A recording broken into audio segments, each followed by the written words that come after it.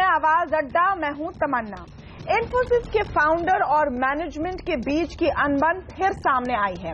आपको याद होगा कि इसी साल फरवरी में कंपनी के फाउंडर नारायण मूर्ति ने विशाल सिक्का और कंपनी के पूर्व सीएफओ राजीव बंसल को दिए गए सैलरी और कॉम्पनसेशन पर सवाल उठाए थे। सार्वजनिक विवाद के बाद दोनों पक्षों ने सुलह कर ली और नारायण मूर्ति ने वादा किया कि वो सारी शिकायतें सीधे मैनेजमेंट से ही करेंगे, सबके सामने नहीं। लेकिन 40 दिनों की सुलह के बाद जंग फिर सामने आ चुकी है। इस बार नारायण मूर्ति ने इन्फोसिस के सीओओ यूबी प्रवीण राव को दी गई 35% की सैलरी बढ़ोतरी पर आपत्ति जताई है। चिट्ठी लिखकर मूर्ति ने पूछा कि टॉप मैनेजमेंट की सैलरी में भारी भरकम बढ़ोतरी क्यों होनी चाहिए, वो भी उस समय जब बाकी कर्मचारियों का वेतन सिर्फ 6 से 8% बढ़ा है। इसी के साथ प्रमोटर और मैनेजमेंट के बीच की लड़ाई एक बार फिर सबके सामने आ चुकी है। असर इसके स्टॉक पर भी पड़ा है। अपने बचाव में इन्फोसिस ने कहा कि टैलेंट को अपने साथ बनाए रखने के लिए इस तरह की सैलरी बढ़ोतरी की जाती है और प्रवीण राव के कॉम्पनसेशन में जो बढ़ोतरी की गई है उसमें से ज्यादातर हिस्सा बोनस और स्टॉक के रूप में है। ये उसी सूरत में मिलेगा जब कंपनी की परफॉर्मेंस अच्छी रहेगी। वैसे आपकी जानकारी के लिए प्रवीण राव की सैलरी बढ़त पर शेयर धारकों ने वोटिंग की और 67% शेयर होल्डर इसके पक्ष में थे, लेकिन आम शेयर होल्डर यानी नॉन इंस्टीट्यूशनल शेयर होल्डर्स में से 67% इस प्रस्ताव के खिलाफ थे। अब सवाल उठता है कि क्या नारायण मूर्ति की आपत्ति जायज है? क्या मैनेजमेंट से हटने के बाद भी मूर्ति को इन्फोसिस के कामकाज पर अपनी राय देनी चाहिए? और क्या ये राय अब दखल बन गई है जिससे कंपनी का नुकसान हो रहा है? दूसरी तरफ क्या किसी भी कंपनी के टॉप मैनेजमेंट को ऐसे समय पर मोटे इंक्रीमेंट लेने चाहिए जब उनके जूनियर की सैलरी बहुत कम बढ़ रही हो? इस सब पर हम आज चर्चा करेंगे आवाज अड्डा में, और हमारे साथ इस चर्चा में आज जुड़े हैं इन गवन के MD Shri Ram Subramanian, market regulator SEBI के पूर्व ईडी जयन गुप्ता से बात करेंगे, एएलएमटी लीगल के पार्टनर हितेश जैन हमारे साथ हैं, टीम लीज की को फाउंडर और एग्जीक्यूटिव वाइस प्रेसिडेंट ऋतुपर्णा चक्रवर्ती जुड़ी है आज की डिबेट में, द वायर.इन के फाउंडिंग एडिटर एमके वेणु से बात करेंगे, साथ ही है मार्केट एक्सपर्ट्स एचडीएफसी सिक्योरिटीज के वीके शर्मा और अजय बग्गा जो हमें बताएंगे कि शेयर धारक कैसे देखते हैं इन सारी लड़ाइयों को। शुरू करते हैं जयन गुप्ता जी से। जयन गुप्ता जी, सबसे पहला सवाल तो यह है कि नारायण मूर्ति को अगर इस तरह की आपत्ति है तो क्या ये सही तरीका है? उन्होंने चिट्ठी लिखी, चिट्ठी मीडिया में भी दी गई और बहुत साफ तौर पर उन्होंने चिट्ठी में लिखा है कि प्रवीण राव एक डिसेंट आदमी है, उन्हें खुद इस तरह की रेज नहीं लेनी चाहिए। वो क्या जवाब देंगे अपने जूनियर्स को?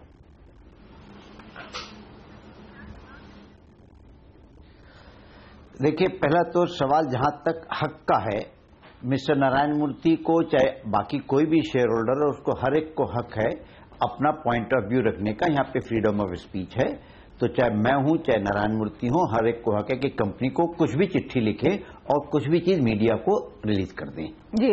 लेकिन सवाल होता है कि यहाँ पे जब एक सवाल आता है कि हम किसी आदमी को गलत बोल रहे हैं तो सबसे पहले हमें देखना पड़ेगा कि क्या हम गलत हैं या नहीं हैं। तो इसमें अगर आप हर मुद्दे को देखें तो मिस्टर नारायण मूर्ति ने जो सवाल उठाए हैं उससे जो मेरा अपना मानना है वो मुझे तो मिस्टर मूर्ति ही गलत नजर आ रहे हैं, जिसमें कि मतलब मैं आपको एक सेंटेंस पढ़ के बताता हूं जो उन्होंने आज लेटर रिलीज किया है। उसमें एक पैराग्राफ है, finally given the current poor governance standard Infosys let us also remember that these targets for variable pay may not be adhered to if the board wants to favour a top management person. इसको जरा ध्यान से पढ़िए कि वो बोलते हैं current poor standard of Infosys. अब ये current poor standard of Infosys का बेंचमार्क क्या है?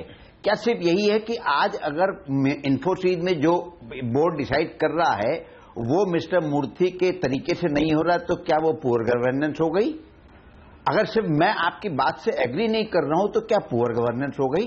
दूसरा वो कहते हैं कि in future it will not be adhere to.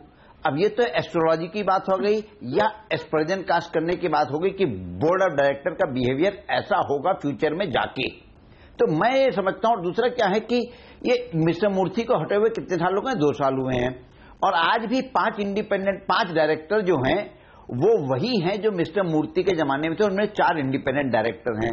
तो क्या मैं ये मानूं कि मूर्ति साहब के समय में वो डायरेक्टर बिल्कुल इंडिपेंडेंट थे, बिल्कुल गोल्ड स्टैंडर्ड ऑफ गवर्नेंस की बात करते थे? मिस्टर मूर्ति के जाते ही वो सब डायरेक्टर बिल्कुल नॉन इंडिपेंडेंट हो गए, कंप्रोमाइज हो गए? बिल्कुल। और या ये है कि ये माने कि जो भी बोर्ड का चीफ होता है उसके कहने से इंडिपेंडेंट डायरेक्टर चलते हैं? एक बात तो साफ है, एक ट्रस्ट डेफिसिट है, विश्वास नहीं है मूर्ति साहब को इस बोर्ड पर, और इसलिए वो कॉर्पोरेट गवर्नेंस की बात बार बार उठाते हैं, सैलरी कॉम्पनसेशन की बात बार बार उठाते हैं।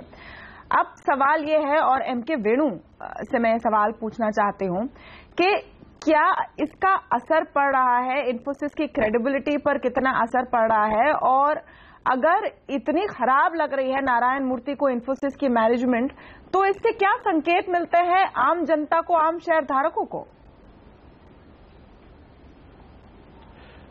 देखिए, इसमें 2 बातें हैं। पहली बात तो ये कि नारायण मूर्ति जी का, क्योंकि इन्होंने इस कंपनी को इन्होंने शुरू किया, फाउंड किया और उसको इतना बड़ा किया, शेयर होल्डर्स का ट्रस्ट इनके साथ है। हाँ, जहां तक, और दूसरी बात तमन्ना ये है कि इनका सिक्का साहब को भी नारायण मूर्ति ने वहां पे उन्होंने उनको चूज किया। जो अभी चेयरमैन है शेषेशाही, उनको भी चूज करने में नारायण मूर्ति जी का हाथ था। और दूसरी बात ये, हालांकि प्रमोटर्स के पास केवल अभी शायद 12-12.5% वोट है, मगर ये खुद ही हटना चाहते थे, ये प्रमोटर नहीं कहलाना चाहते थे, मगर सिक्का और जो मैनेजमेंट ने कहा नहीं, इन्हें प्रमोटर डेजिग्नेट किया जाए, और उन्होंने जबरदस्ती सभी को कहा कि इनको प्रमोटर डेजिग्नेट किया जाए। तो एक जमाने में इतना ट्रस्ट था, और अब जाके ये वो ट्रस्ट टूट रहा है, जो आप पहले वाले एपिसोड में भी दिखा। तो अब अगर नारायण मूर्ति, अगर सभी उनको लीगली प्रमोटर डेजिग्नेट किया है, तो नारायण मूर्ति उस रोल डेजिग्नेशन के दौरान वो सवाल उठा रहे हैं। और अब हमने पिछले बार जब एपिसोड में होता, आप ही के चैनल में किरण मजुमदार शाह जो डायरेक्टर थी, उन्होंने कहा हाँ, दोनों साइड्स को मिलकर बात करनी चाहिए और पब्लिक में नहीं बोलना चाहिए। मगर उसके बाद क्या हुआ, कई बातें हुई और अभी फिर वो सिलसिला शुरू हो गया। तो मेरे को लगता है कि देखिए, इसमें 2-3 पॉइंट्स है। एक तो है कि क्या पब्लिक में बोलना चाहिए। जेएन गुप्ता जी की जो इसमें रीडिंग है कि किसी भी शेयरधारक को फ्रीडम ऑफ एक्सप्रेशन है इस देश में, किसी भी शेयरधारक को हक है कि अगर वो कोई पॉइंट रखना चाहते हैं वो पब्लिक में बोल सकते हैं। फिर सवाल है कि ये आम शेयरधारक तो है नहीं। वीके शर्मा जी, आप इसमें आना चाह रहे थे, ये नारायण मूर्ति जी हैं जी। तो जब ये कहते हैं और कहते हैं कि आप इसमें पूंजीवाद के साथ थोड़े सामाजिक जो बातें हैं उनको भी सोचिए, कितने गुना ज्यादा आपकी सैलरी होगी एक आम इंजीनियर से, उन्होंने तो ऑफिस बॉय, डिलीवरी बॉय तक की बात की है, तो उसमें क्या मैसेज जाता है? जी जी, इससे जो मैसेज जाता है वो साफ है कि ये जो करंट मैनेजमेंट है, ये आवश्यकता से ज्यादा उनको पैकेज देना चाहता है अपने सीनियर एग्जीक्यूटिव्स को, और at the cost of junior people. तो ये हम जिसको एक बार टारगेट देते हैं कि सेल्स आपको इतनी करनी है, प्रॉफिट इतना करना है, तो जायज है कि उसको उसका हिस्सा वेरिएबल पोर्शन काफी होना चाहिए।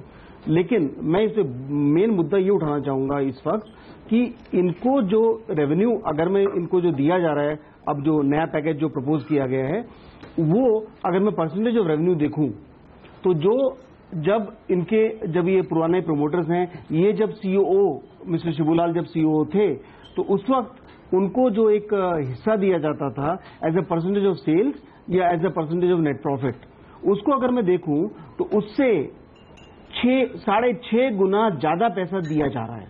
ये कह सकते हैं कि कंपनी बड़ी हो गई है, लेकिन जब मैं परसेंटेज के रेवेन्यू के हिसाब से देखूं तो ये बहुत ही ज्यादा है उनके कंपैरिजन में जो उन्होंने दिया। अब आपको अचंभा होगा ये जानकर कि 2007 के अंदर मिस्टर जब नीलेकानी जब सीईओ थे, मैच उन्होंने 50 लाख रुपए एक सैलरी लेते थे। तो अब उस दृष्टि से ये कहना, और पूरी बात कुल मिला के ये है कि ये जो मैनेजमेंट है ये सुन नहीं रहा है प्रोमोटर्स की, और जो शेयर धारक हैं, जो पॉजिटिव जो पब्लिक के जो शेयर होल्डर हैं, वो चाहते हैं कि कैश को आप यूज करो और बायबैक करो। विप्रो ने कर दिया, टीसीएस ने कर दिया, एचसीएल टेक ने कर दिया, आप क्यों नहीं कर रहे हैं भैया? ओके, तो बायबैक अपनी जगह है, लेकिन क्या ये डर है कि बायबैक नहीं कर रहे, खुद को पैसे दे रहे हैं सैलरी इंक्रीज में? जी, मेरी बात सुनो। नहीं, मैं ये कह रहा हूं कि ये कहने के बावजूद अब अब क्या होगा कि इतनी बड़ी बात नहीं कर रहे हैं तो छोटी चीजें भी आपको बड़ी लगने लगती हैं, तो उसके परिप्रेक्ष्य में मिस्टर नारायण मूर्ति का रिस्पांस देखना चाहिए। ओके, जयंत गुप्ता जी जवाब देना चाह रहे थे इस पर। जी हाँ, मैं मिस्टर शर्मा से बिल्कुल डिसएग्री करता हूं। यहाँ पे सिचुएशन बिल्कुल डिफरेंट है। मिस्टर मूर्ति ने जब ये कंपनी फाउंड करी थी तब वो बोल रहे थे कि मैं अपनी सैलरी में 90% कटौती लेके 10% पे आया था, लेकिन मैंने बाकी लोगों को बहुत ज्यादा पैसा दिया था और मैंने काफी लोगों को बहुत स्टॉक ऑप्शन दिए थे। अब मैं ये सवाल करना चाहता हूं कि जब कोई प्रमोटर नई कंपनी बनाता है तो नई कंपनी बनाने में वो उसकी ओनरशिप होती है। अब मैं अपनी कंपनी में आज मैं बिना सैलरी के काम करता हूं, तो क्या मैं एक्सपेक्ट करूं कि जितने भी प्रोफेशनल मेरी कंपनी में आएंगे वो बिना पैसे के काम करेंगे? बिल्कुल नहीं काम करेंगे। वो सिचुएशन और आज की सिचुएशन बिल्कुल डिफरेंट है। आज जो आदमी आपके पास काम करने वाला आया है उसको 5% और 7% इक्विटी नहीं मिलने वाली है इन्फोसिस की, और उसको भी जो आप प्रवीण राव को सैलरी दे रहे हैं वो भी लिंक करके दे रहे हैं, परफॉर्मेंस लिंक करके, और उसको भी स्टॉक के फॉर्म में दे रहे हैं। तो आज बाकी इन्फोसिस के प्रमोटर या जितने भी पुराने लोग हैं उनके पास 1000 करोड़ या 500 करोड़ का वैल्यू है, के शेयर हैं। क्या प्रवीण राव को आप इतना दे रहे हैं? ऐसा नहीं दे रहे हैं। तो मेरा ये कहना है कि हर एक चीज को पर्सपेक्टिव में देखना चाहिए। जब नारायण मूर्ति ने कंपनी बनाई थी, एक छोटी सी कंपनी थी, इसको ग्रो करना था और उनको अपनी कैपिटल ग्रो करनी थी। उस समय पी मल्टीपल देख रहे थे कि अगर उन्होंने 1 रुपया प्रॉफिट बनाया और नहीं ले गए घर तो एक का उसको 25 गुना या 30 गुना जो प्राइस अर्निंग रेशियो होता था उनको शेयर प्राइस में उतना बेनिफिट मिल रहा था। क्या ये सिर्फ पैसों की बात है या कल्चर की बात? क्या जरूरत है? जी नहीं, लेकिन क्या सिर्फ पैसों की बात है या कल्चर की बात है? ये कल्चर की बात है। कल्चर का अगर सवाल है तो कौन ये कल्चर कैसे तय करा है? श्रीराम सुब्रमण्यम जी हमारे इस डिबेट में जुड़ चुके हैं, स्वागत है आपका सर। आपके मुताबिक कि जो कल्चर उस समय चलती थी जब ये कंपनी फाउंड हुई और अब इतने आगे बढ़ी, क्या अब प्रमोटर्स को पीछे हटने के बाद एक्सपेक्ट करना चाहिए कि उसी तरह से ये कंपनी आगे चलेगी? जब आपने कमान एक नई मैनेजमेंट को दे दी है तो क्या उनको एक फेयर चांस नहीं देना चाहिए? हाँ, आप बिल्कुल सही कह रहे हैं। कल्चर चेंज होता जाता है, हर साल चेंज होता है कंपनी का। कंपनी जितना बड़ा होता है उतना कल्चर और भी डिफरेंट होता है। तो अभी इन्फोसिस एक ग्लोबल कंपनी हो गया, ग्लोबल मार्केट प्लेस में कॉम्पीट कर रहा है। IBM, एक्सेंचर उन सब कंपनीज के साथ कॉम्पीट कर रहा है। तो उसका कल्चर बहुत ही अलग है। जब नारायण मूर्ति 10 साल पहले या 20 साल पहले जब थे बोर्ड में, तब से आज डिफरेंट कल्चर है, डिफरेंट एनवायरनमेंट है। तो वैल्यूज सिस्टम्स अलग है, सोच बीच अलग है। The board has to think differently.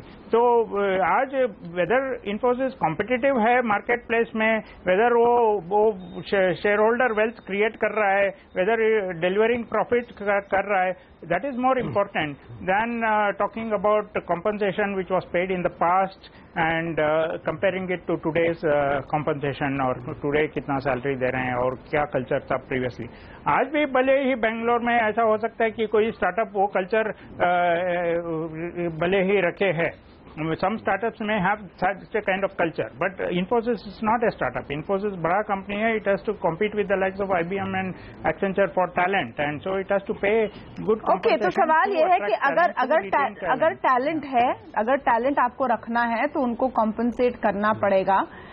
लेकिन प्रवीण राव जी जिसकी बात नारायण मूर्ति करते हैं, और ये एक इम्पोर्टेंट हिस्सा है इस पूरे किस्से में, और हितेश जैन जी प्रवीण राव के बारे में जब नारायण मूर्ति लिखते हैं तो वो कहते हैं कि 30 साल से हमारे साथ है, मैंने खुद इनको मेंटर किया है, मुझे पता है वो बहुत ही डिसेंट मैन है।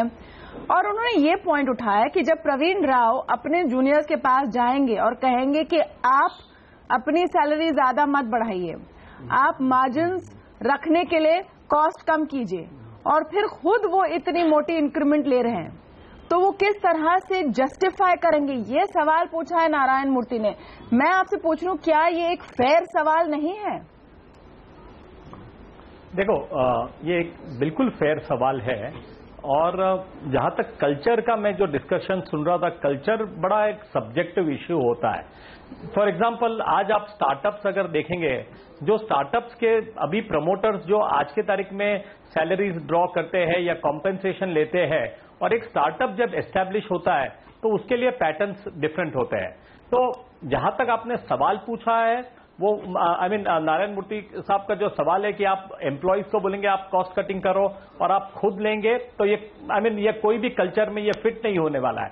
परंतु अगर आप प्रोफेशनलिज्म की बात कर रहे हैं, आप बोलते हैं कि आपको ग्लोबली कंपटीशन करना है और अगर ग्लोबल कंपटीशन में रहना है तो फिर आपको ऊपर के टीयर के भी एम्प्लॉयज का ध्यान रखना पड़ेगा और मैनेजरियल लेवल और सेकेंड टीयर का भी एम्प्लॉय का ध्यान रखना पड़ेगा। कंपटीशन और ग्लोबलाइजेशन की बात करते हैं तो सिर्फ ऊपर हायर ग्रेड के एम्प्लॉयज को सैलरी ज्यादा देना जस्टिफाई नहीं करता है। तो उस मामले में अगर इन्फोसिस अगर पॉलिसी बनाती है कि सिर्फ कॉम्पेंसेशन एक ही तबके के लिए होगा और बाकी सब तबके को बोलेंगे कि आप कंपनी की हालत सेहत ठीक नहीं है, आपने कॉस्ट कटिंग करना चाहिए, तो फिर इसमें काफी कॉर्पोरेट गवर्नेंस इश्यूज आएंगे, कॉन्फ्लिक्ट इश्यूज आएंगे और लॉन्गर रन में it will create a lot of unrest. और यही एग्जाम्पल के द्वारा काफी एम्प्लॉयज भी इन्फोसिस से दूसरे कंपनी में जाएंगे। तो ये कॉम्प्लेक्स विषय है और इन्फोसिस को तय करना है अपने आप में, इंस्टेड ऑफ पब्लिक में अपना पूरा जो ये लोग झगड़ा जो पब्लिक के सामने रख रहे हैं, उन्होंने आपस में बैठ के प्रमोटर्स ने, मैनेजमेंट ने, एम्प्लॉयज ने, सारे स्टेक होल्डर्स ये कोशिश हुई थी, जो समझ में बात नहीं आ रही कि ये कोशिश हुई थी, अब से कुछ 1.5 महीने पहले हुई थी, बहुत पुरानी बात भी नहीं है, फिर से ये बात निकल कर आई है। लेकिन जहां पर सैलरी मैं कुछ इंटरवीन करना चाहूंगा। जी गुप्ता जी। हाँ तमन्ना, मैं ये बोलना चाहूंगा, मिस्टर जैन की मैंने बात सुनी। देखिए ये पूरी दुनिया जो आजकल है ये डिमांड एंड सप्लाई के बेसिस पे चलती है और आप देखिए कि अगर लोअर लेवल पे है तो लोअर लेवल पे अगर इन्फोसिस को 10 लोग हायर करने हैं तो 50 लोग अप्लाई करने वाले हैं, तो वो डिमांड एंड सप्लाई के हिसाब से जो मार्केट डिटरमाइन करता है उनको वो सैलरी मिलती है।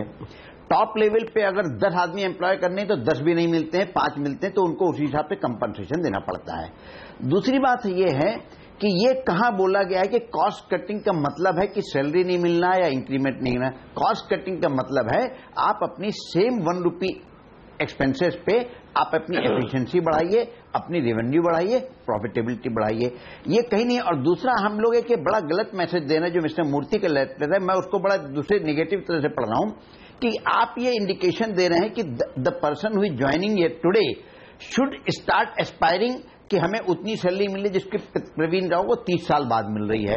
ये हमको यहाँ गैप देखना पड़ेगा। एक आदमी का 30 साल का एक्सपीरियंस है और एक आदमी कल ज्वाइन कर रहा है। I don't know अगर एक HR व्यूज पर ले लेते हैं। ऋतुपर्णा चक्रवर्ती हमारे साथ हैं। क्या ये मैसेज है, क्योंकि मोहनदास पाई ने एक इंटरव्यू में इस विषय पर कहा कि 7 सालों से इन्फोसिस में जो एंट्री लेवल है इंजीनियर्स की, उनकी एंट्री लेवल पैकेज नहीं चेंज हुई है। इन्हीं 7 सालों में इन्फ्लेशन, महंगाई 60% बढ़ी है। इन्हीं प्रवीण राव जी की सैलरी पिछले साल 55% इंक्रीज हुई थी, इस साल 35% इंक्रीज हुई है। क्या ये एक अब ग्लोबल स्टैंडर्ड्स का हिस्सा है और इस तरह के कंपनी में वो समाजवाद या पैरिटी की मांग करना भी बेकार है?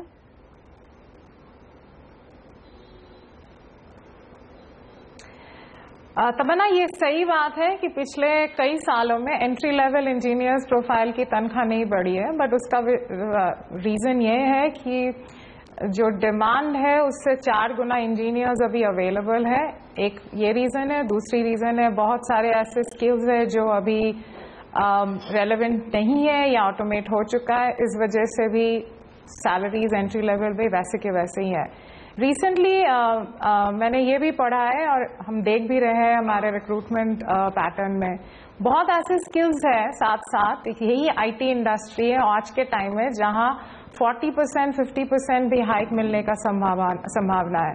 जैसे कि people who are in project management, people who are in data centers, data analysts, people who are in big data, people who are in enterprise sales. So finally जो मुद्दे की बात ये है कि एक ऑर्गेनाइजेशन में हर आदमी को एक तरह का इंक्रीमेंट वैसे ही नहीं मिलता है। There is always going to be a difference and that's the basic difference private sector में और पब्लिक सेक्टर में, जहाँ पे मेरिटोक्रेसी पे, पोटेंशियल पे लोगों को रेज दिया जाता है। बट इस पर्टिकुलर मामले में इंटरेस्टिंग बात यह है 35% जो हाइक के बारे में हम बात कर रहे हैं उसमें ज्यादातर हाइक वेरिएबल पे है जी। इसका मतलब है I have to earn that money. हाँ, मेरे पेपर पे अगर मैं अपने कंपनी को आगे बढ़ा पाता हूँ, जो ग्रोथ पैरामीटर्स है वो अचीव कर पाता हूँ, वो प्रॉफिटेबिलिटी, तभी मैं ये अर्न कर पाऊंगा।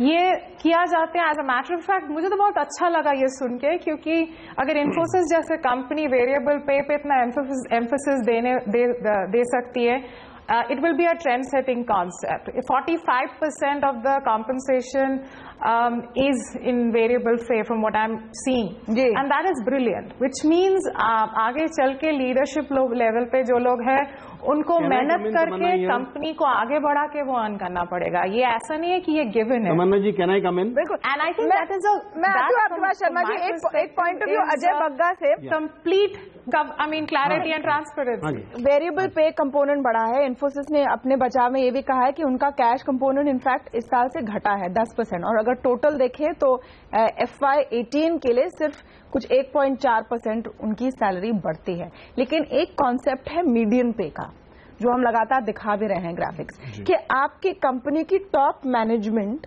की जो सैलरी है वो आपके औसत एवरेज पे से कितने गुना ज्यादा है। अब यहां पर हम देख रहे हैं कि कुछ जगहों पर 900 टाइम है, कुछ जगहों पर 2500 टाइम, 2500 टाइम है। यहां पर हम देख रहे हैं सालाना वेतन IT क्षेत्र में ही 3485 टाइम है विनीत नायर जी का। Is that fair? अब ये सवाल पूछे जा रहे हैं, क्योंकि आप देखिए कि तय कौन करता है कि सैलरी कितनी बढ़ेगी? वही लोग जो अपने आप को ज्यादा दे रहे हैं। नहीं, ये तमन्ना, देखिए मैं बहुत आपसे सहमत हूं, बट जो लीडरशिप है इसको बैलेंस में देखना पड़ेगा बात को। हम इसको आउट ऑफ कॉन्टेक्स्ट ले रहे हैं ये कि CEO को इतना क्यों मिलना चाहिए। अब वो पिरामिड बनता है, हर लेवल पे लोग छूटते जाते हैं, बहुत कम लोग CEO बन पाते हैं। अब उनका कुछ लीडरशिप है, कुछ उनका कंट्रीब्यूशन है, तभी वो पहुंचे हैं। ये जो जंग है ये है प्रमोटर ड्रिवन कंपनी से एक ये बोर्ड ड्रिवन कंपनी बन रही है। अब ये इंटरनेशनल होता है, सिटी बैंक को कोई ओन नहीं करता है, डॉयचे बैंक को कोई ओन नहीं करता है, 2-3% के इंस्टीट्यूशनल इन्वेस्टर्स हैं, बट ऐसा आप प्रमोटर नहीं कह सकते। इस कंपनी को ये बनाना चाह रहे थे ऐसा एक कि बोर्ड ड्रिवन, बट ये जो 12% 12.75 5 फैमिलीज होल्ड करके बैठे हैं, आज लगता है कि वो मैनेजमेंट को देना नहीं चाहते कि वो उतना ग्राउंड्स फंक्शन करने के लिए। अब क्या ये वाजिब है प्रवीण राव के लिए? ये एक ठीक बात नहीं, हम जानते भी नहीं उनको, और वो बोर्ड ने अगर किया, बोर्ड में अच्छे लोग बैठे हैं, सक्षम लोग बैठे हैं जिन्होंने किया। क्या फाउंडर ने सवाल उठाया इसलिए आज पब्लिक? हाँ, वही। और फाउंडर क्यों कह रहे हैं अपनी कंपनी को, जो गुप्ता जी ने कहा। तमन्ना, यहाँ पे मैं बहुत इंपॉर्टेंट चीज बोलना चाहूंगा। एक मिनट गुप्ता जी, एक मिनट, मैं सुन रहा हूँ बड़ी देर से सबको। गुप्ता जी ने बहुत सही बात उठाई शुरू में। अपनी कंपनी को आप कहते हैं गवर्नेंस नहीं है, तो कल को हम एनालिस्ट बन के जब हम उस कंपनी को देखेंगे, हमें भी लगेगा अरे फाउंडर अगर ऐसे कह रहा है, कुछ तो होगा स्केलेटन। ये बहुत बड़ी बात इन्होंने कह दी। अब ये अगर आप देखें इस तरह से कि इनइक्वालिटी है, वो तो पूरे विश्व भर में है। ऐसा आप एंट्री लेवल को CEO से अगर आप करेंगे कंपेयर और बोलेंगे 400 गुना कमा रहा है, ये भी तो आदमी है। वो तो अमिताभ बच्चन भी लेता है और कोई स्ट्रगलिंग जूनियर आर्टिस्ट भी लेता है। आप ये कह सकते हैं। अब इसमें जो बड़ी बात है, एक तो मॉडल बदल रहा है, बैलेंस में देखना है। दूसरा आपको ये देखना है कि प्रमोटर आप फिर रिप्रेजेंटेशन लीजिए बोर्ड में। 9 लोगों के बोर्ड से आप निकल क्यों गए? अगर आपको इतनी तकलीफ है, अब इन्होंने बोर्ड अपना बढ़ाया है, अभी जो बदला ये आर्टिकल्स, उसमें 15 मेंबर बोर्ड बना लिया है नए कंपनी लॉ के अंदर। अब आप आ जाइए बोर्ड के अंदर, बोर्ड के थ्रू, क्योंकि बोर्ड रन कंपनी है अब। और तीसरी बड़ी बात यह है, प्रवीण राव ने अपने लिए सेवरेंस पैकेज ले लिया है। एज एन एनालिस्ट मुझे उसमें ज्यादा खराबी लगती है। पहले सिक्का के पास था, सिक्का का बहुत कॉम्प्लेक्स सेवरेंस पैकेज है। आप सिक्का को हाथ भी लगाएंगे, मिलियंस ऑफ डॉलर्स देने पड़ेंगे जी। और अब प्रवीण राव ने ले लिया सेवरेंस पैकेज के 9 महीने तो आपको मिनिमम उनको देना है और ओके। ये बड़ी बातें हैं, ये नई नारायण मूर्ति ने उठाई, तो ये मुझे तो क्वेश्चनेबल लगता है थोड़ा। और बैलेंस में देखना है।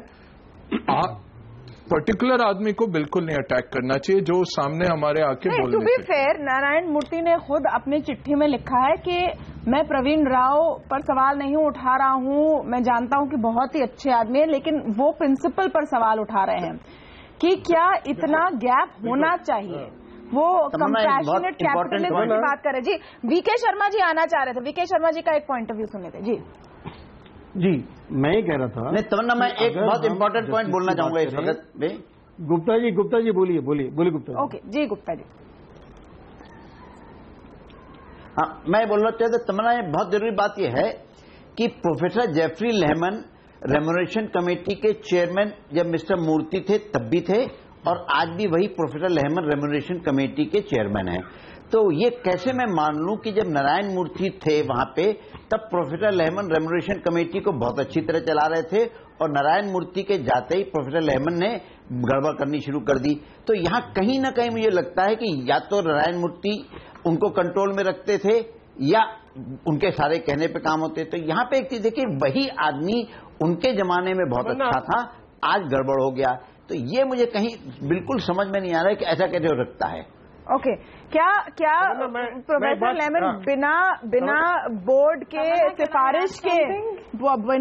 सिफारिश के डिटर्मिन कर रहे थे? शायद नहीं। ओके, बारी बारी वीके शर्मा जी को अपनी बात पूरी करने दीजिए। जी, मैं कह रहा था कि अगर हम ये समझें कि इनके अंदर कैपेबिलिटी है कंपनी के रेवेन्यू को 10% बढ़ाने की, तो आप लीजिए ना अपना परसेंटेज ऑफ सेल्स का या परसेंटेज ऑफ नेट प्रॉफिट का हिस्सा वो सेम रखिए ना, आप बढ़ाइए ना, आप बढ़ाओ, पर अपना रेशियो क्यों बढ़ा रहे हो? तो ये जो रेशियो है ये ज्यादा है, तो इनफैक्ट जितना प्रॉफिट बढ़ेगा उससे ज्यादा आप अपनी रेशियो बढ़ा रहे हो। शिकायत इस बात से है। तो ये जो तरीका है, और खासकर ये जो गुप्ता जी ने बोला कि वो जो सेम कमेटी के जो थी वो काम, वो दरअसल जो पावर में होता है, जो कंपनी के अंदर सीट पे होता है, कमेटी उसके अक्सर उस बात को लेके चलती है कि क्या चाहते हैं। उनको अगर ये खराब नहीं लगे या जरूरत थोड़ा इधर उधर देखेंगे कि कहीं में कोई लॉजिक मेरे पास है इसको ऑप्टिकली सेट करने का कि जिससे लोगों को खराब नहीं लगे, तो मैं देखूंगा कि भाई ओरेकल में ऐसा स्कीम है तो वहां पे इतनी कॉस्ट है, चलो इनको मैं दे देता हूं, वो इस तरह के देखेंगे। जबकि उनको जो सलाह दी जाएगी, मिस्टर मूर्ति ने सलाह ऐसे प्रमोटर दी होगी कि भैया ये सीनियर को कम दो, जूनियर को ज्यादा दो। तो वो हिस्सा दरअसल ये कमेटी के ऊपर कोई शिकायत की बात नहीं है, सब अपना काम करते हैं, लेकिन ये रियलिटी सब जानते हैं कि जो पावर में होता है उसकी बात सुनी जाती है। और इस वक्त जो इशू है वो ये कि मिस्टर सिक्का जो इस बात पे इतरा रहे हैं कि प्रमोटर की होल्डिंग नहीं है और वो इंस्टीट्यूशन की शेयर होल्डिंग में बदौलत यहाँ पे खड़े हैं, तो ध्यान रखा जाना चाहिए कि जो सभी शेयरधारक चाहते हैं कि आपकी रिटर्न्स बढ़ें, और इसकी जो मेन मुद्दा है जहां से इस पूरा जो विष निकल के आ रहा है, वो जो फूटा है फोड़ा, उस फोड़े की जड़ है बायबैक नहीं करने का। जब इतने लोग कर रहे हैं तो आप क्यों नहीं कर रहे हैं? ये नए आप एक्वायर करते हैं कोई बड़ी चीज। इसमें एक जो कमेंट करंट मैनेजमेंट है, एक जो कमेंट आया वेणु, एक जो कमेंट आज ये भी आया है कि प्रवीण राव और दूसरों की सैलरी इतनी इसलिए बढ़ा दी गई क्योंकि इसके पहले सिक्का साहब की भी बढ़ा दी गई और जस्टिफाई करना था कि सबकी कर रहे हैं।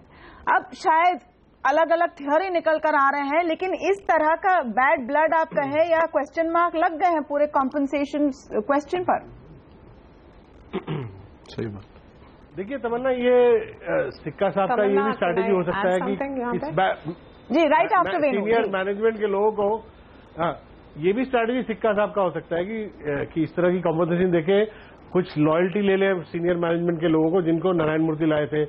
और दूसरी मेन मुद्दा तमन्ना ये है कि मैं आपको इनफैक्ट एक प्रमोटर ने मुझे बताया, मैं आपके साथ उनका नाम नहीं लूंगा, उन्होंने कहा है कि सबसे बड़ा मुद्दा आज क्या है, ये कॉम्पनसेशन मुद्दा नहीं है, जिस तरह बोर्ड चलाया जा रहा है वो मुद्दा है। और ये शेषशाही से बिल्कुल खुश नहीं है और ये चाहते हैं कि नया चेयरमैन आए और बोर्ड को और सिक्का को भी कंट्रोल करे।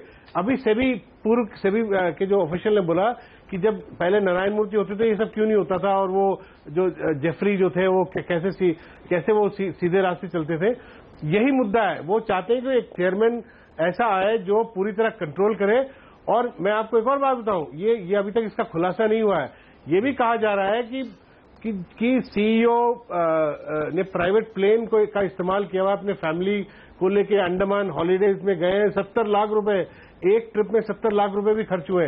इस तरह के अंदर और इश्यूज भी हैं। और ये भी कहा जा रहा है कि किस तरह सिक्का साहब अपनी ईगो को पूर्ति करने के लिए उस कैलिफोर्निया में सैप हेडक्वार्टर के सामने अपने इन्फोसिस का महंगा उन्होंने ऑफिस लिया, उस पर भी बहुत खर्चा हो रहा है, और वहां भी उन्होंने घर भी रेंट किया, उस पर भी बहुत खर्च।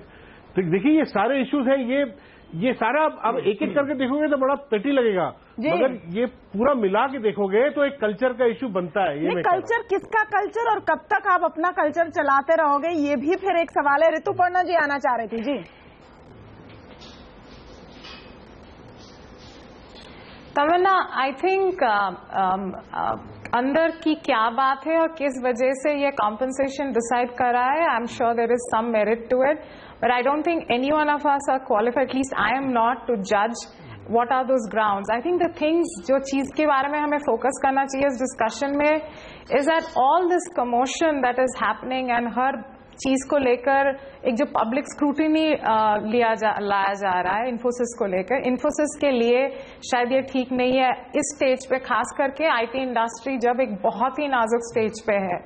Infosys is an Indian company which is now a global company. And at this point of time मुझे लगता है हाँ promoters को बोर्ड को क्वेश्चन करना चाहिए, बट किस तरह से ये क्वेश्चनिंग हो, हाँ उस पर हमको सोचना चाहिए। ये हर चीज को मीडिया के सामने लाके आई डोंट थिंक ये अप्रोच विल वर्क, बिकॉज जो थोड़ा बहुत चांस है for people to listen to someone's point of view when it becomes accusatory of this nature, I think you lose out on that नहीं particular सुनी जा रही थी बात, and second बाहर आया promoters का बहुत important role है। जी नहीं, बट देखिए पहले पॉइंट पे शायद कोई बात नहीं सुन रहा था इसलिए वो चिट्ठी लिखकर promoters का ये important नारायण role मूर्ति का जरूर है। बेबी है। देखिए हम जाते थे फ्लाइट में, हम लोग बिजनेस क्लास में बैठे होते थे, एकदम नॉर्मली एयर होस्टेस बोलती है इकोनॉमी को बिजनेस नहीं जाने देती, यहाँ होता था बिजनेस वाले सब इकोनॉमी में जा रहे होते थे। क्यों? नारायण मूर्ति 11C में बैठे होते थे, उनकी फेवरेट सीट है, 11C में ट्रैवल करते हैं वो सारा पूरा प्लेन उधर जाके खड़ा होता था और एयर होस्टेस कह रही जाओ भाई अपनी सीट में जाओ। अब उन्होंने खुद ऐसा किया है, मैं कहूंगा ये सोच समझ के ही किया होगा, या जैसे आपने कहा बहुत तरीके किए और फिर फाइनली पब्लिक में आए हैं। ऐसा नहीं है कि नारायण मूर्ति ने ये जो हम सब चीजें बोल रहे हैं हमसे काफी आगे सोचते हैं, ये सब सोच के ही वो आए हैं। बट आज तमन्ना, आज क्या डिफरेंस हुआ है, लास्ट टाइम भी हमने डिस्कस किया, हमने बात की, शेयर प्राइस में इतना फर्क नहीं पड़ा। अब ये जो बार बार बात आ रही है इससे थोड़ा डीपर हो जाता है इम्पैक्ट। और ये भी एक सवाल है, जैसे वेनू अब उठा रहे हैं, ये पब्लिक में आ जाएंगी बातें नहीं। और दूसरी बात इस पॉइंट पर हितेश जैन जी, जो ऋतुपर्णा कह रही है कि पब्लिक में नहीं आना चाहिए, अंदर ही बात करें, हम ना भूलें कि इन्फोसिस एक पब्लिकली लिस्टेड कंपनी है। कॉर्पोरेट गवर्नेंस और ट्रांसपेरेंसी की जो बातें हैं उन पर भी लागू होती हैं। जो लोग पैसा लगाते हैं स्टॉक में उनका हक है जानने का क्या हो रहा है, और अगर उनके एक मेन फाउंडर सवाल उठा रहे हैं तो उस पर बातचीत चर्चा क्यों ना हो। देखिए, पब्लिक लिस्टेड कंपनी हुई, कॉर्पोरेट गवर्नेंस की बात हुई, इसका मतलब ये नहीं है कि आप आपकी डर्टी लिनन पब्लिक में वॉश करो। एक फोरम होता है, जब आपको पब्लिक लिस्टेड कंपनी बनाते हैं तो आप शेयर होल्डर्स की जनरल मीटिंग में आपके सामने बात कर सकते हैं, पर इस तरह मीडिया में टिप्पणी करना बेसिकली कंपनी की इमेज के लिए ठीक नहीं है। ये साफ बताता है कि मैनेजमेंट और प्रमोटर में काफी बड़ा गैप है। जिस हिसाब से प्रमोटर सोच रहा है, जिस हिसाब से मैनेजमेंट सोच रहा है और जिस हिसाब से शेयर होल्डर सोच रहा है, तो अगर पब्लिक के सामने ये सब बात आती है तो ना ये कंपनी के लिए ठीक है, परसेप्शन में है, और कॉम्पिटिटर्स इसका साफ एडवांटेज लेते हैं। जब आपकी खुद की कंपनी की हालत जब ठीक नहीं होती उसका एडवांटेज जो लेते हैं वो आउटसाइडर लेता है। तो मेरा ये कतई मानना ये नहीं है कि आप अगर पब्लिकली लिस्टेड कंपनी हो इसका मतलब आप प्रेस में आओ और इस तरह से बातें रखो। इसका एक फोरम होता है। आपने 1.5 महीने पहले अगर बातचीत की थी तो मुझे नहीं लगता वो कोई बातचीत गैप उसमें लिपापोती हुई है, गैप रही है, तभी इस तरह के कमेंट्स आ रहे हैं। बिल्कुल, एक तो तो कोई कारण होगा कि वो बाहर के अपने घर की बात है, और उन्होंने भले ही पब्लिक लिस्टेड कंपनी है पर प्रमोटर्स और मैनेजमेंट ने आपस में लेकिन आज वीके शर्मा जी मैं आपके पास आती हूँ, लेकिन मैं श्रीराम जी का व्यू जानना चाहती हूँ, श्रीराम सुब्रमण्यन का एक इनसाइडर व्यू। आपके मुताबिक नारायण मूर्ति जी ऐसा क्यों करेंगे कि वो पब्लिक में आएंगे? कोई कॉमन सेंस से समझ सकता है कि उनको शौक तो नहीं होगा कि हर बार जाकर आपको पब्लिकली बतानी होगी, कोई कारण होगा। नहीं, इफ यू रीड आप देख सकते हैं उनका ईमेल में लास्ट लाइन आप पढ़िए, आप ध्यान से पढ़ेंगे तो आपको समझ में आएगा कि ये सब अनरिजॉल्व्ड इश्यूज है जो नारायण मूर्ति का बात बोर्ड सुन नहीं रही है। तो वो तो सब जाहिर है, बोर्ड अपने तरीके से सोच रहा है, सीईओ अपने तरीके से सोच रहा है और नारायण मूर्ति का सोच बिल्कुल अलग है और बोर्ड उनके बात मान नहीं रहे हैं। वो तो पिछले बार भी यही हुआ था, इस बार भी यही होगा और आगे भी यही होने वाला है। तो अनफॉर्चुनेट है कि एक फाउंडर अभी इस सिचुएशन पे आ गया, बट द फैक्ट इज उनके पास अभी 3% इक्विटी शेयर्स है, तो वो एक मामूली शेयर होल्डर के हिसाब से ही गिना जाएगा और कुछ बात नहीं। एंड शायद इसलिए वो मीडिया में आ रहे हैं क्योंकि जो उनकी शेयर होल्डिंग है और जो उनकी पब्लिक परसेप्शन है उसके वैल्यू में बहुत अंतर है। जी विके शर्मा जी। जी मैं ये कह रहा हूँ तमन्ना कुल मिला के प्रमोटर है। मुझे बोलने दीजिए सर, मुझे बोलने दीजिए इस बार शर्मा जी। मैं कह रहा हूँ कि कुल मिला के बात ऐसी है कि अगर ये अगर ये जो करंट मैनेजमेंट टीम है रिजल्ट दे रही होती, मैच को जीत रही होती, या मोदी जी जैसा हमको यूपी का मैंडेट दिलाया होता तो कोई सवाल नहीं उठाता था। द फैक्ट ये सवाल तब उठ रहे हैं क्योंकि आप जिस अपेक्षा से लाया गया था, आपकी जो परफॉर्मेंस है लगातार गिर रही है, इंडस्ट्री की भी गिर रही है, लेकिन आपकी जो कॉस्ट है वो ज्यादा है। और इस वक्त सवालिया निशान इसलिए खड़े हो रहे हैं कि ऐसी टीम को, एक नाकाम टीम को जो इंडस्ट्री से बेटर ग्रोथ नहीं दे पा रहा है, क्यों इतने पैसे दिए जाएं। ओके, एक छोटा सा ब्रेक लेंगे। बहुत सारे लोग अपना व्यू देना चाहते हैं, लेकिन 2-3 चीजें जिस पर हमको फोकस करना चाहिए। छोटा सा ब्रेक मुझे लेना होगा इस वक्त। एक पूर्व जो फाउंडर नहीं लेकिन जो पूर्व एम्प्लॉय है इन्फोसिस के जाने माने, उन्होंने कहा कि प्रवीण राव जी की पे स्पेक्टेक्युलर है लेकिन परफॉर्मेंस उस तरह की स्पेक्टेक्युलर नहीं नजर आई। और फिर सवाल उठा है कंपैशन और कैपिटलिज्म का। क्या पूंजीवाद और समाजवाद साथ साथ चल सकते हैं? क्या अगर नारायण मूर्ति जी 11C इकोनॉमी में बैठते हैं, इसका मतलब है कि उनके बाद हर बड़े आला अफसर इन्फोसिस के हमेशा इकोनॉमी में ही जाएं? इस सब पर हम आएंगे एक छोटे से ब्रेक के बाद। जाएगा नहीं।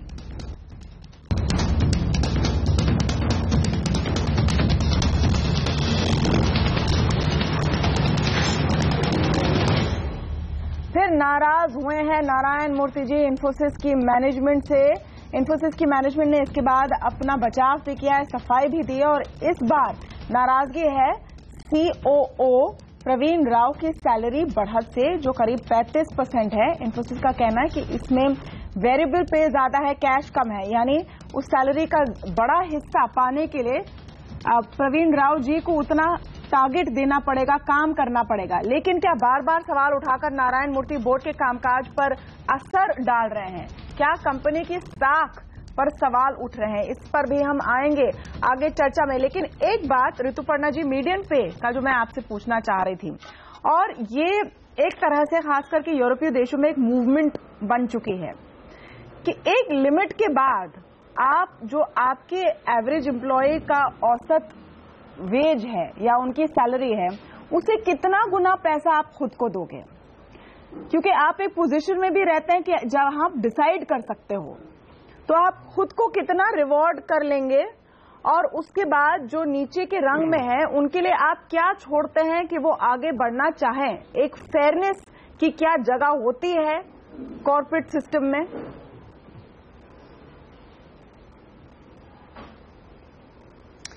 कोई भी लीडर को ये पता है कि उनका जो शिप है, जो ऑर्गेनाइजेशन है, वो आगे बढ़ नहीं पाएगी अकेले सिर्फ उनके कॉन्ट्रीब्यूशंस पे। पूरा टीम की कॉन्ट्रीब्यूशन जरूरी होता है।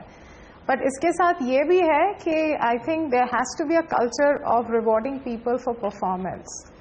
सो अगर चाहे वो टॉप मैनेजमेंट हो या जूनियर मैनेजमेंट हो, अक्रॉस द बोर्ड लोगों का अगर हम कॉम्पनसेटेड परफॉर्मेंस लिंक करते हैं, I think that's a fair practice and ये कॉमन सेंस की बात होती है। ये जो अगर variable pay usually is link to the performance and is a good culture to imbibe. Having said that, it should be done across the board so that everybody feels कि हाँ company अगर आगे बढ़ रही है हमारे हिस्से में भी कुछ आता है, सिर्फ लीडरशिप को नहीं, अक्रॉस द बोर्ड ये होनी चाहिए। बट प्रॉब्लम ये है कि एंट्री लेवल में लोगों का जो रिस्क एपेटाइट है कम होती है, इसीलिए देखा जाता है कि उनका कॉम्पनसेशन ज्यादा फिक्स्ड पे होती है, बहुत कम वेरिएबल पे होती है।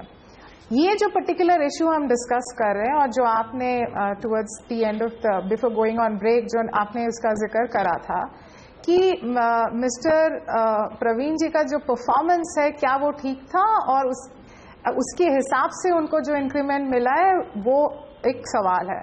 अगर परफॉर्मेंस नहीं है और उसके बावजूद उनको आप रिवॉर्ड करते हैं बाय इंक्रीजिंग हिज फिक्स पे, वो गलत बात है। आई think that goes without saying. But अगर आप उनको फ्यूचर पोटेंशियल के हिसाब से या फ्यूचर परफॉर्मेंस के हिसाब से उनका अच्छा वो वेरिएबल पे देते हैं, मुझे उसमें कोई गलत चीज लगती नहीं है। So that's my point of view. और जी Gupta ji, there are of course issues around governance and all which are being raised. Governance और फिर कल्चर की बात है। क्या ये सिंपल एक केस है जैसे हमने टाटा और मिस्त्री की लड़ाई में भी देखा था? हालांकि उसका आउटकम अलग हुआ क्योंकि रतन टाटा जी के पास शेयर होल्डिंग और बोर्ड की बैकिंग थी। यहां पर नंबर कम है फाउंडर प्रमोटर ग्रुप के पास, लेकिन क्या सिंड्रोम वही है जहां पर फाउंडर्स और एक पेट्रियार्क जैसा जो फिगर है वो मोह नहीं छोड़ पाता है कंपनी का?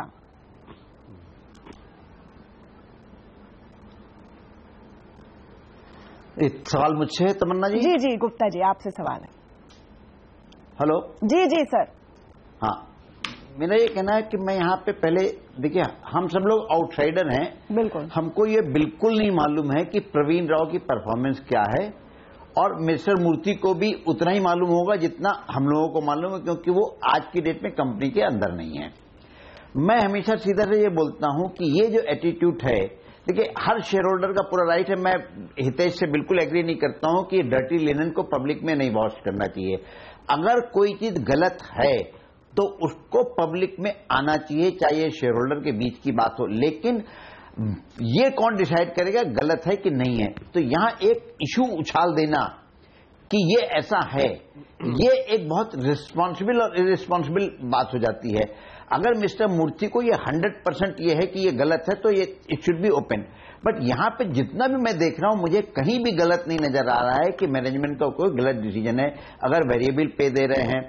और ये कहीं पे भी नहीं हो सकता कि देखिए, समाजवाद दुनिया में कहीं नहीं चला है और कैपिटलिस्ट इकोनॉमी में बिल्कुल नहीं चलेगा। अगर आप ये सोचे कि 5% आप चपरासी को इंक्रीमेंट देंगे और 5% आप मैनेजिंग डायरेक्टर को देंगे, ऐसा नहीं होगा। और जो रितु ने बात करी है बिल्कुल सही है कि जो लोअर लेवल पे होती है वो फिक्स इसलिए होती है कि भाई आपके अपने बच्चे की फीस देनी है तो उसको वेरिएबल तो नहीं हो सकती कि इस महीने आपको सैलरी कम मिली, वेरिएबल पे कम मिली तो आप बच्चे की फीस वेरिएबल देंगे, ऐसा नहीं हो सकता। तो इनिशियल लेवल पे वेरिएबल पे बहुत कम होती है, ऊपर जाके वेरिएबल पे बढ़ जाती है। अब मैं गवर्नेंस की आप बात करते हैं तो ये टाटा वाले और इस इश्यू में बिल्कुल डिफरेंस है। टाटा वाले में इश्यू में था शेयर होल्डर एक एग्जीक्यूटिव डायरेक्टर को उन्होंने हटाया था क्योंकि उनको लग रहा था कि वो टाटा के कल्चर में। यहां पे आप कल्चर की बात करते हैं, कल्चर चेंज हो रहा है, तो मैं आपसे पूछ रहा हूं कि आज से 30 साल पहले कितनी महिलाएं नौकरी करती थी? तो अगर हम अपने कल्चर चेंज नहीं करेंगे, कल्चर को तो आप समय पे हर वक्त बदलना पड़ेगा, आपको समय के साथ चलना पड़ेगा। और अगर आप ये सोचें, अब जैसे परफॉर्मेंस की बात करते हैं तो हाउ डू आई नो कि इन्फोसिस की परफॉर्मेंस इस कॉम्पिटिटिव एनवायरनमेंट में खराब हो गई है? इसका किसने एनालिसिस किया है? ये इनफैक्ट हमें अपने एनालिस्ट से पूछना चाहिए। वीके शर्मा जी और अजय बग्गा जी जो प्रोफेशनली एनालाइज करते हैं इन्फोसिस को, उनसे पूछना चाहिए कि उनके क्या व्यू है। जी Sharma ji. HCL Tech has done a better job। उन्होंने न सिर्फ अपना एक्विजिशंस किए हैं बल्कि जो कैश बचा उसको बाकायदा शेयरहोल्डर के साथ कैश के रूप में भी शेयर किया है, और उसकी जो ग्रोथ रेट है वो इन्फोसिस से ज्यादा है। ऑब्वियसली ये कह सकते हैं कि कंपनी का साइज का थोड़ा डिफरेंस है, वो है, लेकिन बात यह है कि हम इसके अंदर, इस साइकिल के अंदर हमने बुलेट 300 का इंजन लगाया था मिस्टर सिक्का ग्रुप में, और ये सोचा था कि ये चांद पे जाएगी। ये तो साहब कहीं भी नहीं जा रही है। तो बेसिकली जो डिफरेंस है वो जितना हम इंक्रीज कर रहे हैं उस अनुपात में जो रिजल्ट है वो सामने नहीं आ रहा है। और मैं फिर ये इस बात को दोहराऊंगा, कुल मिला के बात ऐसी है कि लगातार मिस्टर सिक्का अपने बिहेवियर से, और ये मेरे निजी थॉट्स हैं, हमारी कंपनी के थॉट्स नहीं हैं, कि ये लगातार इस बात का एहसास कर रहे हैं कि आप प्रमोटर होंगे अपने घर में, मेरे साथ इंस्टीट्यूशंस हैं और जो मेरे को ठीक लगेगा वो मैं करूंगा। तो अगर आप उनका लैंग्वेज को भी समझें, जो चेयरमैन है जिस हिसाब से बात करते हैं कि ये सब उसी एक ही थैली के चट्टे बट्टे हैं, तो मेरे को ये लगता है कि यहाँ पे मिस्टर नारायण मूर्ति ने जो मुद्दा उठाया है उसका बाकायदा एक बार उसको लेके एक डिबेट होनी चाहिए कंपनी के अंदर भी, और उनको मिस्टर सिक्का को बताना चाहिए कि कैसे मिस्टर राव की जो परफॉर्मेंस है वो किस तरह से अच्छी है और ये इतना डिफरेंशिएट करेंगे। लेकिन क्या एक मिनट अजय बग्गा जी, लेकिन क्या मिस्टर सिक्का आज आंसरेबल है प्रमोटर्स को? अगर टेक्निकली देखें तो वो शर्मा जी ने अपने स्टाइल में कहा है, लेकिन प्रमोटर्स वो हैं अपने घर में, एक्चुअली आज उनका कोई से है नहीं, वो एक मॉरल राइट से आ रहे हैं। वो बोर्ड को रिपोर्ट करते हैं, चेयरमैन ऑफ द बोर्ड को रिपोर्ट करते हैं, और बोर्ड ड्रिवन कंपनी है एटलीस्ट ऑन पेपर।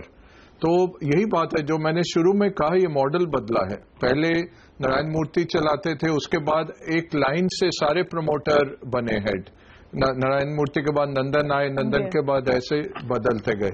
तो पहली बारी बाहर के किसी व्यक्ति को लेके आए, और ये प्रमोटर्स आज के दिन में देख रहे हैं कि कंपनी जिस तरह से वो चलाना चाहते थे नहीं चल रही, बट उनके पास ज्यादा पावर नहीं है। 12% वोट से अगर इंस्टीट्यूशंस उनके साथ वोट करें तब दूसरी बात है, बट आपने जैसे दिखाया अगर 67% इंस्टीट्यूशनल शेयर होल्डर्स ने इसको पारित किया, ओवरऑल जो शेयर होल्डर्स हैं उसमें से 67% इसके पक्ष में थे, लेकिन जो नॉन इंस्टीट्यूशनल शेयर होल्डर्स हैं उसमें से ज्यादातर इसके खिलाफ है। इसलिए नारायण मूर्ति अपनी चिट्ठी में कहते हैं, और हितेश जैन आपका बट वो ओनली 20-25% है ओवरऑल, लेकिन उनमें से 67% इसके खिलाफ हैं। बट नॉन इंस्टीट्यूशनल तमन्ना हर वक्त नेगेटिव वोट ही आता है, क्योंकि जो 100 शेयर लेके बैठा हुआ है उसके पास भी वोट है, और वो देखता है कि इतनी सैलरी मिल रही है तो वो क्या करता है, अपनी भड़ास से निकालता है। टू बी फेयर, मैनेजमेंट ने कहा है कि जो इनके खिलाफ वोट जिन्होंने किया उनकी भी बात को वो सुनेंगे और उनको वो तरजीह देते हैं। जी हितेश जैन जी। देखिए तमन्ना, मेरा मानना है कि सैलरी जैसे इश्यूज और परफॉर्मेंस और ये वेरिएबल की जो बातें हैं, ये डेमोक्रेसी के 67% खिलाफ है या 30 आपके समर्थन में है, इसके आधार पर ये नहीं तय किए जाते हैं। ये हार्डकोर डिसीजंस है और ये कंपनी के परफॉर्मेंस के लेवल पे है। समझो आपका परफॉर्मेंस बहुत अच्छा होगा, पर शेयर होल्डर्स का मानना है कि देखो हमारी तो सैलरी कम थी, आपने अभी नहीं लेना चाहिए, 70% का ये व्यू है। तो ये मामले इसके आधार पर, डेमोक्रेसी के आधार पर तय नहीं किए जाते हैं, ये कंपनी के कोर प्रिंसिपल पर तय किए जाते हैं। जहां तक मैं ये सारी बात सुन रहा हूं, एक बात स्पष्ट है, इसमें मैनेजमेंट और प्रमोटर्स और नारायण मूर्ति जी के इनके सबके इसमें एक काफी बड़ी दूरी है, काफी बड़ी गैप है। प्रवीण राव सिर्फ एक मुद्दा है, ये सारा मामला इसलिए उछाला गया है कि जहां तक मैनेजमेंट और प्रमोटर्स में बात बन नहीं रही है, और ये इन्फोसिस को, इसलिए मेरा मानना है कि इन्फोसिस को तय करना पड़ेगा और इस मामले को सुलझाना पड़ेगा। नहीं, कैसे सुलझाएंगे? अभी वेणु सवाल है कि आगे का रास्ता क्या है? तमन्ना, मैं आपको बताता हूं आगे क्या होने वाला है।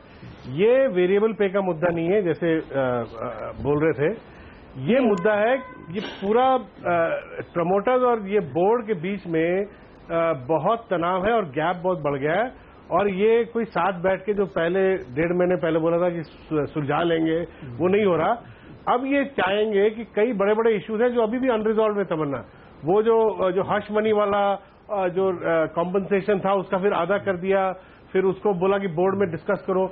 अब ये प्रमोटर चाहेंगे कि कई जो कंटेंशियस मुद्दे दोबारा बोर्ड में इसको दोबारा से इसको रिव्यू किया जाए, उसके लिए ये चाहेंगे कि कोई दूसरा चेयरमैन हो, और अभी पूरा मूव ये है कि किसी तरह एक नए चेयरमैन को लाया जाए जो कि बोर्ड पे एक तरह से अंकुश लगा सके।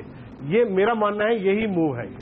एक इसलिए जो खबर भी आ रही है इस वक्त कि इन्फोसिस ने एक फीडबैक मांगा है इंस्टीट्यूशनल शेयर होल्डर से कि आप बताइए कि प्रमोटर्स की क्या भूमिका होनी चाहिए और क्या उनके स्पेशल राइट्स होने चाहिए। शायद अगर ऐसा हो तो थोड़ी सफाई निकल कर आए कि ये किस कैपेसिटी में बोल रहे हैं। आपके मुताबिक श्रीराम सुब्रमण्यम जी, क्या प्रमोटर्स के एक्चुअली राइट्स होने चाहिए जहां वो ऑफिशियली इन चीजों पर अपने डिसीजंस ले सके? और अगर ऐसा है तो फिर जिस कल्चर की बात नारायण मूर्ति जी करते हैं जहां पर वो एक समय के बाद पीछे हट जाते हैं, उस कल्चर का क्या हुआ? क्योंकि वो भी तो उस कल्चर का हिस्सा था कि वो सही समय आने पर पीछे हट जाएंगे। उस कल्चर का नहीं, वही उस कल्चर का हिस्सा था, तब उनके पास शेयर होल्डिंग था, आज उनके पास शेयर होल्डिंग भी नहीं है। तो कल्चर भी बदलता है कंपनी का, जो एनवायरनमेंट के साथ साथ बदलता है। तो अभी कंपैशनेट कैपिटलिज्म के आप जब प्रैक्टिस किए तो अब board can it practice today when it has to attract top talent, globally comparable talent? नहीं, तब आप स्टार्टअप थे, छोटे कंपनी थे, 100 लोग ही थे, 1000 लोग ही थे। आज आपके पास 200,000 पीपल है। तो द टाइम्स आर डिफरेंट। तो प्रमोटर्स ये रियलाइज करना चाहिए कि हमारे पास ओनली 3% शेयर होल्डिंग है। हम जो भी बोलेंगे, बोर्ड को तो शेयर होल्डर्स ने अपॉइंट किया है और बोर्ड उसके हिसाब से, उनके हिसाब से they are deciding the right thing for the company. Otherwise जी, मेरा यही मुद्दा है। आपने जो बेसिक क्वेश्चन उठाया था, प्रमोटर का उतना ही से होना चाहिए जितना परसेंटेज उसका होल्डिंग है, उसके अलावा उसका कोई और अलग से पावर नहीं होना चाहिए। तो मेरे ख्याल से जो मेन मुद्दा है वो इस बात का है कि परफॉर्मेंस तो कंपनी के अंदर है नहीं। जो सुदृढ़ परफॉर्मेंस चाहिए थी, बेटर परफॉर्मेंस चाहिए थी, बेटर देन द इंडस्ट्री, वो आपके पास है नहीं। और आप जो सैलरी ले रहे हैं वो बेटर देन द इंडस्ट्री लेने की कोशिश कर रहे हैं। तो ये जो मुद्दे हैं, और आप वो भी ध्यान नहीं कर रहे हैं कि शेयरधारक क्या चाहता है। शेयरधारक चाहता है कि आप अगर एक्वायर नहीं कर रहे हैं तो पैसा लौटाइए शेयरधारक को, जिससे कि वो बैंकिंग का क्षेत्र कोई स्टॉक ले सके। आप क्यों नहीं कर रहे हैं ऐसा? क्यों उसके ऊपर सांप की तरह कुंडली मार के बैठे हुए हैं? तो बेसिकली ये इनएफिशिएंट मैनेजमेंट की शिकायतें हो रही हैं। और अगर मैनेजमेंट एफिशिएंट नहीं हुआ in terms of delivering result bottom line, तो तब तक ये सवालों का जो क्रेसेंडो है वो बढ़ेगा। तमन्ना जी, कम होने वाला नहीं है। ये कम तभी हो सकता है जब आप प्रॉफिट को बढ़ाएंगे। At the end of the day जो असली सवाल है अजय बग्गा जी, कि क्या इस वक्त इस सब के बाद और इतने सवाल उठने के बाद क्या इन्फोसिस उतना ही अट्रैक्टिव लग रहा है शेयर धारकों को? क्योंकि अंत में इंटरेस्ट उसी बात में है। बिल्कुल। और देखिए, सेक्टर ने अंडर परफॉर्म किया पिछले 12 महीने। तमन्ना -7.5% है आईटी सेक्टर का रिटर्न। तो ओवरऑल और उस सेक्टर में कुछ कंपनियां वर्स ऑफ कर रही हैं। हमारी कंपनियां अनफॉर्चुनेटली क्लाउड हो, मशीन लर्निंग और आर्टिफिशियल इंटेलिजेंस, इसमें पीछे छूट गई हैं। तो इनको अभी बहुत तेजी से आगे बढ़ना है। तो एक तरह से, जैसे मैं कह रहा था, बैलेंस व्यू एक तरह से कि लीडरशिप ऐसी आए जो इनको लेके जाए आगे बढ़ने के लिए, या दूसरी तरह से आप ये देखिए कि ये लीडरशिप नहीं चली और नया लीडरशिप कोई बाहर से लाइए। तीसरी बात जो शर्मा जी कह रहे हैं बहुत अहम है, क्योंकि अगर आपका रिटर्न ऑन इक्विटी इतना हाई है और आप 30-35 हजार crore 7% pre tax, post tax 4% पे आप लगा के बैठे हैं, तो शेयर होल्डर को तो आप रिटर्न नहीं दे रहे। शेयर होल्डर यही कहते रहे हैं, या तो आप कंपनियां खरीदिए या पैसा लौटाइए। लेकिन अंत में जो सवाल नारायण मूर्ति ने उठाया है वो पैसे, प्रॉफिट, परफॉर्मेंस का नहीं, वो एक एथिकल सवाल है। और जेएन गुप्ता जी, आज के समय में क्या उस एथिकल सवाल पर चर्चा की जरूरत नहीं है? हमारे जैसे देश में जहां पर एवरेज इनकम 140 रुपए प्रतिदिन है, और मैं नहीं कह रही हूं कि आपको नहीं टैलेंट को देना चाहिए और नहीं टैलेंट को रिटेन करना चाहिए, लेकिन जिस रियलिटी में हम रहते हैं, क्या कॉर्पोरेट बोर्डरूम्स और मैनेजर्स अपने आप को एक बबल में डाल के रह सकते हैं? क्योंकि वो मेन सवाल है जो नारायण मूर्ति उठा रहे हैं। नहीं, देखिए, यहाँ पे हम लोग बहुत कंफ्यूज कर रहे हैं सब्जेक्ट को। जैसे शर्मा जी ने बोला कि वो रिटर्न क्यों नहीं कर रहे हैं, बाईबैक क्यों नहीं कर रहे हैं, तो मैं ये बोल रहा हूं कि जो 35,000 करोड़ या 36,000 करोड़ कैश है, ये पिछले 2 साल पहले भी था जब मिस्टर मूर्ति थे, तब तो सवाल नहीं उठा। तो ये सवाल बिल्कुल नहीं है कैश रिटर्न करने का। यहां मुझे सवाल ये, जो मैं ये बोल रहा हूं, मुझे मानना लग रहा है कि अब ये मिस्टर मूर्ति को लग रहा है, ये बाकी लोगों को लग रहा है कि मैं ये कंपनी क्यों छोड़ दी, मैं अच्छा खासा कंपनी में डायरेक्टर था, चेयरमैन था, मैंने क्यों ऐसा गवर्नेंस वाला रूल बनाया कि मैं हट गया। तो मैं ये बोल रहा हूं, अगर इस तरह की प्रॉब्लम है, इस तरह की फीलिंग है, तो आप बोर्ड पे आइए, शेयर होल्डर्स विलिंगली आपको इलेक्ट करेंगे और बोर्ड मेंबर बनके करिए।